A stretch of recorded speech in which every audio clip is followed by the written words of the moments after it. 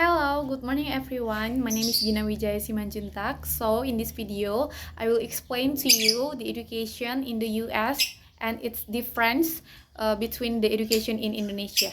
So let's see the video. Hello friends, have you ever wondered how school in the US compared to those in Indonesia? Well, in this video, we are going to talk about the education in US and the differences between in Indonesia. So for the first, we will talk about the education in the US. So in the US, schools start from the first is preschool from 3 up to 5 years old, kindergarten 5 up to 6 years old, a preparation before elementary school, and Kids Web system, which includes elementary, middle, and high school for students age 6 up to 18 years old. After school, they can go to community college for 2 years or a university for a bachelor degree for 4 years. So in the Indonesia, the system is more structured. The first is PAUD, kindergarten for age 4 up to 6, the elementary school for 6 years, in the middle school for 3 years, and the high school for 3 years too. After that, the students can continue to diploma, bachelor's, master's, or a doctor. Now we will talk about the subject and the curriculum between the US and in the Indonesia. In the US, subjects are more flexible. Starting in the middle and high school, students can choose subjects like art, music, coding, sport, or foreign languages. There are also advanced placement or AP courses for students who want to study a higher level. But in the Indonesia, the subjects are more structured. All students study math, Indonesia language, science, social studies, and civics. In high school, they can choose a major in science or IPA and social studies or IPS or language. So the next topic, we will talk the exam and grading between in the US and in the Indonesia. In the US, exams are not as frequent. Grades are based on the project assignment and class participation.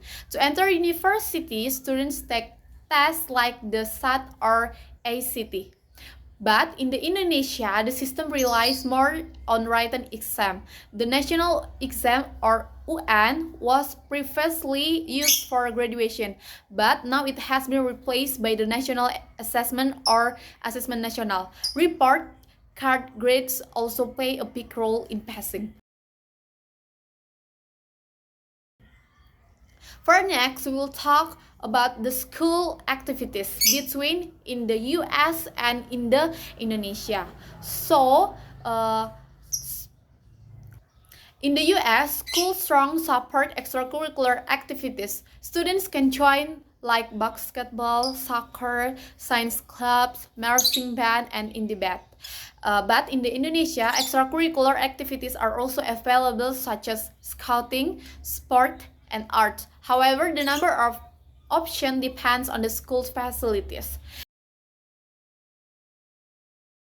And for the next, we will talk about the college and tuition fees in the US and in the Indonesia.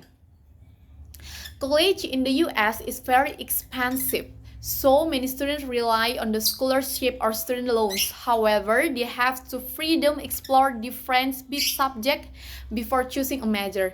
But in the Indonesia, college is more affordable, especially in public universities. However, the system is more rigid as students must choose their major from the beginning.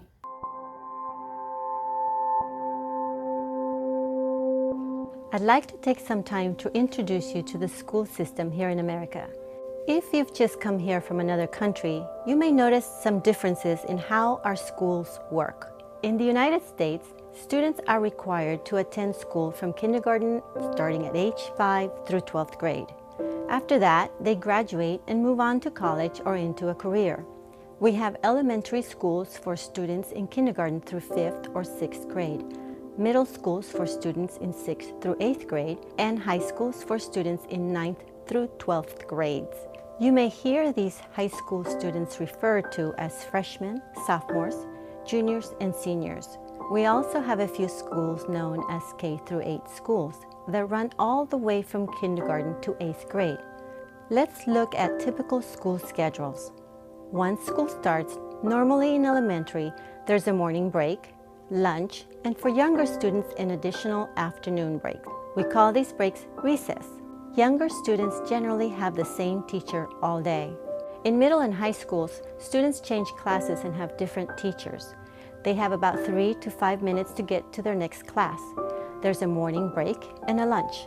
Now it's time to meet the school staff. The principal is the person in charge of the school. Then there's a vice principal who's second in command. These people can help you with questions or concerns that you may have regarding your student. The secretary supports school staff and helps students. They may answer the phone when you call with questions or call your home when your child is sick. Counselors help your child with social or emotional issues, as well as making sure they're taking the right classes. Counselors and social workers are additional resources that we encourage you and your child to access. Teachers teach classes and grade your students. English Language Development, or ELD teachers, are teachers who specialize in teaching English to English learners in the area of reading, writing, and speaking. In addition to your students' classes during the day, you may have them participate in before and after school programs.